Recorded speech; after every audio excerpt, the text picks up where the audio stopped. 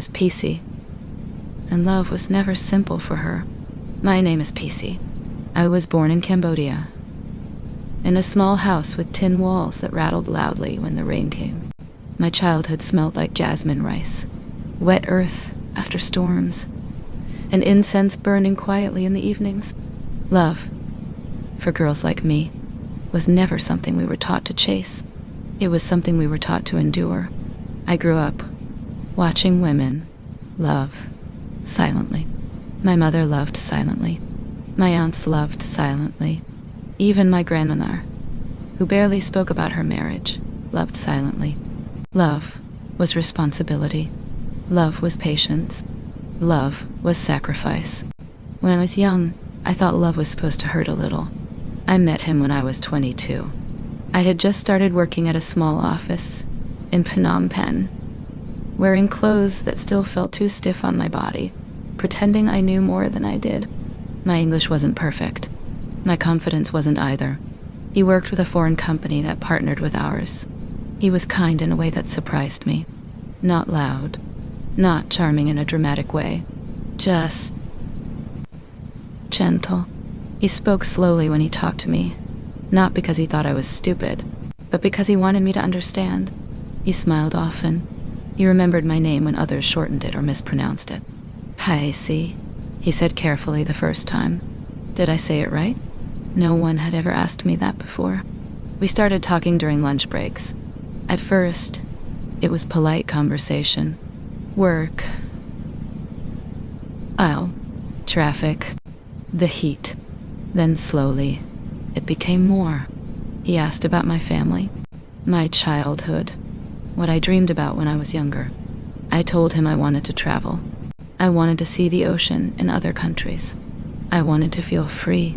He listened like those dreams mattered. That was how I fell in love. Not suddenly, not dramatically, quietly. He took me to cafes I had never been to, taught me how to order coffee without feeling nervous, showed me that love could feel calm. When he held my hand for the first time, I felt something unfamiliar. Safety. My safety scared me, because love had never been safe. In the stories I grew up with, we dated quietly. Too quietly. He told me he cared about me. He told me he saw a future, but he never told his family. And I never told mine, because I knew. In Cambodia, love is not just between two people. It belongs to families, to expectations, to traditions that are older than us. My parents wanted stability for me, a man from a good family, someone Cambodian, someone who understood our culture, our language, our obligations. When my mother asked me if I was seeing anyone, I said no. I lied easily, because daughters like me learn how to lie gently. The problem with loving quietly is that one day silence becomes too loud. His contract ended. He told me he might move. Not permanently, he said. Just for a while. We'll figure it out, he said. I wanted to believe him, but I had seen enough women wait their whole lives on promises that faded quietly. Then my family arranged a meeting. Not a marriage, just a meeting. That's what they always say first. I met him in my aunt's living room. Cambodian man. Well-spoken. Stable job. Pisey. From a family my parents approved of. He was polite, respectful, kind. He asked me if I liked cooking, if I planned to stay close to my parents.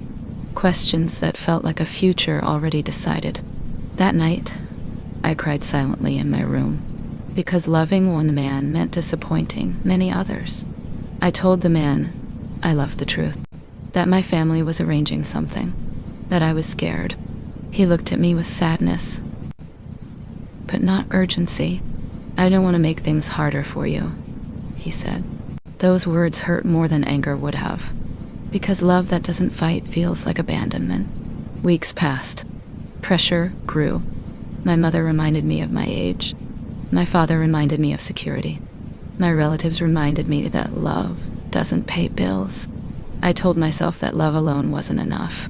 That being practical was a form of maturity. I agreed to the marriage. I told the man I loved that I couldn't continue. He didn't beg. He didn't fight.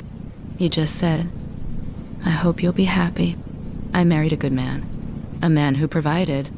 A man who respected my family. A man who never raised his voice. And still, I felt empty. I did everything I was supposed to do. I cooked. I smiled. I showed up to family events. I became a good wife. But at night, when the house was quiet, I thought about the life I didn't choose.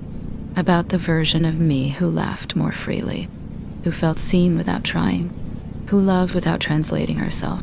Years passed. I learned how to live with quiet longing, until one day I saw him again, by accident, at a cafe near the river. He looked older, calmer. He was with someone else.